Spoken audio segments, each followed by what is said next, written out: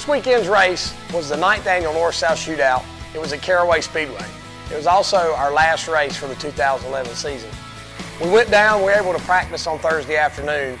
They had a practice, I think, from 12 to 6. So we got right much practice in, and actually it's a good thing we did because Friday was basically a washout. We got down there on Friday, and it was raining when we got there, and it was raining when we left. And luckily, between the North-South Shootout officials and the Caraway Speedway management, they kind of got together and decided that today was going to be a washout, and they would squeeze it all in on Saturday. So we felt pretty good about how our car was when we left there on Thursday, and thought that it might even be somewhat of an advantage to us for the people who weren't going to get to practice on Friday. So that being said, when we got there on Saturday morning, it was really early. I think the sign-in was at 7. It was really cold. Anybody that's ever been to Caraway when it was cold, if the thermostat says 45, it feels like 35. It's something about being down in that hole at Caraway makes it feel really cold. But I'm thinking that we hit the practice, the track for practice at about 9 a.m. They had a couple other divisions, and then the modifieds went out. Another thing about Caraway that is a problem sometimes after a bunch of rain is the track will weep water. It basically makes it a one-groove racetrack.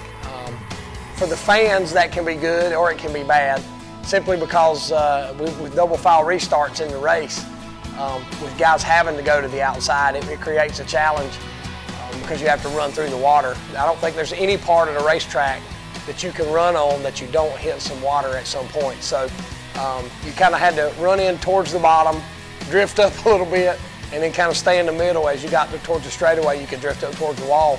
So it was, the groove that I'd been running at Caraway was right on the bottom, so that kind of concerned me just a little bit because there was some water from the center of the corner off on the bottom of both ends. So we were a little bit concerned with that. The car just, in practice, the car just really wasn't turning as good as I wanted it to turn. It just wouldn't roll through the center of the corner. And with a race car, if you go in the corner and you turn the wheel, and you turn the wheel to where you think you've turned it enough, if you turn it past that point, and when you get in the gas, the car will actually snap and make it loose. So there's a happy medium there. It has to be able to turn enough to where it'll roll through the center to when you pick the gas up, it doesn't want to snap the back end loose. So that was one of the things that we were working on. We ran on 20s and 30s. That's a compound number. We ran 20s on the left side and 30s on the right side, and that's the Hoosier tire compound number. On the tour, we run a little bit different tire, and in the past for the North-South Shootout, we'd run a little bit different compound, which was a 30 and a 45. So this year, the tires were a little bit softer, and that was creating a little bit of a problem for us as far as the setup was concerned. We made several adjustments, and I never was really happy with the car. And right before the drivers' meeting, or before qualifying, we made some major changes to the car. And Scott and a lot of the guys had questioned some of the changes that I wanted to make, but even though the car was in the top 3 on both practice sessions, I just felt like I just wasn't happy with the way the car was driving. So we made some major changes. Long story short, when qualifying came around, the track record was a 15.75 before this weekend, and I sat on the pole and broke the track record with a 15.58. So needless to say, I think we were happy with the way the car was handling. The thing about it is with the tire compound we had, and being able to come in and put 2 tires on during the race, we were a little bit unsure of what kind of changes we needed to make to adapt for the race conditions versus the way it was in practice. And I think I led about 35 laps until I dropped like an anchor off the back of a boat. The car just lost its handle. We just didn't start the race tight enough. And what I mean by that is the car was so good at the beginning that it wore the rear tires out, and I was just basically sliding around. What you want to do is you want to tighten your car up enough to where you get an equal balance, to where you're wearing the front tires out the same amount as you are the rear tires, and we didn't do that. So we fell way back. I'm not sure how far we fell back. Around lap 50, they had a caution, and I'd say 90% of the field came into pit. And we came in, I'm not sure what position we were in. We were very close to the back, and when we came out from the pit stop, we were 12th. The rules for the North-South Shootout say that you have to make a mandatory pit stop between lap 30 and lap 90. Jason and I think one or two more guys had stayed out and opted to come in later. As the race got down and we were getting close to 100 laps, I think I made it back to the top 5 and ended up in the 4th position. Had I started the race with the same setup that we made changes during our pit stop, and had I made those changes for the beginning of the race that I made in the middle of the race, I think we would have been good throughout the duration. But you know, you can't put the milk back in the glass. So it's a lesson learned. It's something that we'll build from next year when we go back for the shootout. We'll know what we need to do to make the car better throughout the entire race. But like I said, we came back to 4th. I think we had a really good car at the end. I was really looking forward to a double file restart. It seemed like the high groove was starting to come in as the night went on. And I was looking forward to another double file restart where I could start 4th on the outside, but it never came. But the 60 car, Matt Hirschman, won the race, and the 11 was 2nd, the 09 was 3rd, and I was 4th. I think that after we got down to about 10 or 15 laps to go, we were at all pretty much equalized, and we're close to the same speed, but we had all got spread out enough that the gap between each of us had stayed the same. But like I said, it was a decent night for us. Being able to sit on the pole with a track record, you know, and have a 4th place finish with nothing tore up. You know, that's gonna be a plus as the winter time comes and it's time to rebuild cars. Speaking of rebuilding cars, I don't know if you can see behind me or not, this is my car that I run at Bowman Gray Stadium.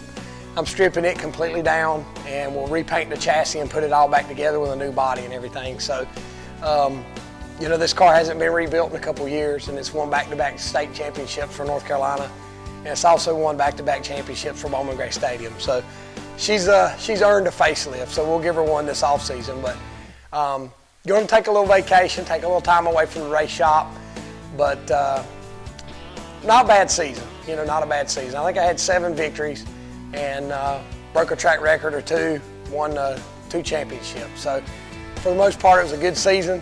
Thanks so much to the fans. Thanks to everybody for watching these videos. Thanks to the people who come out and support us at the racetrack.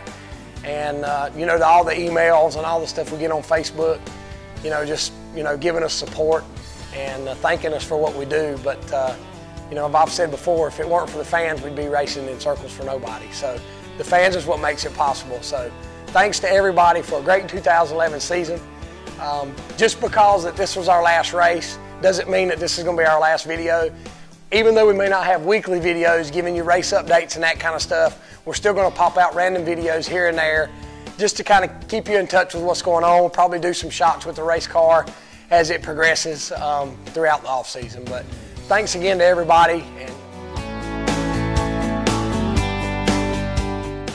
I want to take this opportunity to thank Patterson's Brand Hot Dog Chili and Boss Distributing Company for their support of my racing over the past 2 years. Together, we were the back-to-back Bowman Gray champions 2010-2011. We're also back-to-back state champions for the North Carolina State Championship. In 2010, we accomplished the NASCAR Well and Southern Modified Tour Championship as well. Unfortunately, Patterson's Brand Hot Dog Chili can't be with us next year.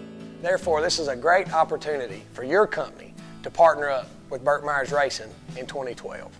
You can take advantage of great advertising and exposure on Facebook, where I have over 20,000 fans.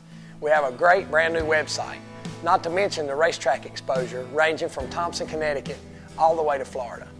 Bowman Gray, which is our home track, averages over 14,000 fans a week.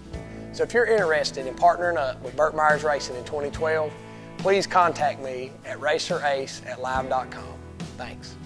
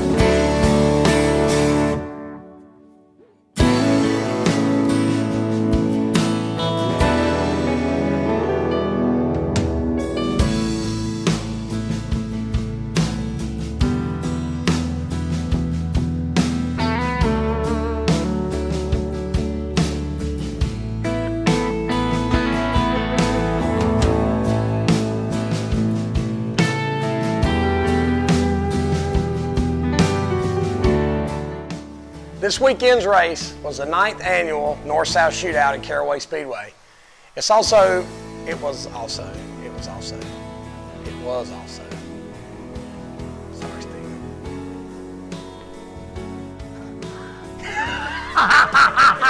You see? I did the same thing. I was sitting in Outback the other night. Me and Kim and Slate sitting there. She's over there and I'm here. Slate's here, and I'm like, God darn, what a snake, man. Have you seen it? What happened? What did it jump out? Yeah, watch.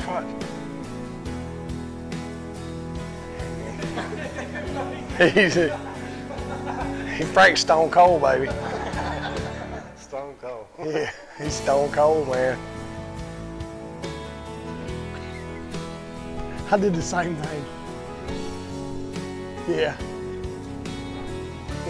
That just didn't feel right. Mark Meyer! Hey, man! Listen, I'm your favorite fan! Woo!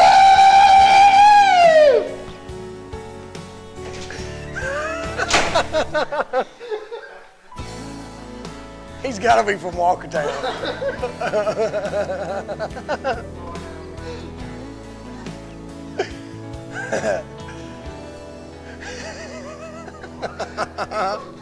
That was some good trick. Oh, Lord.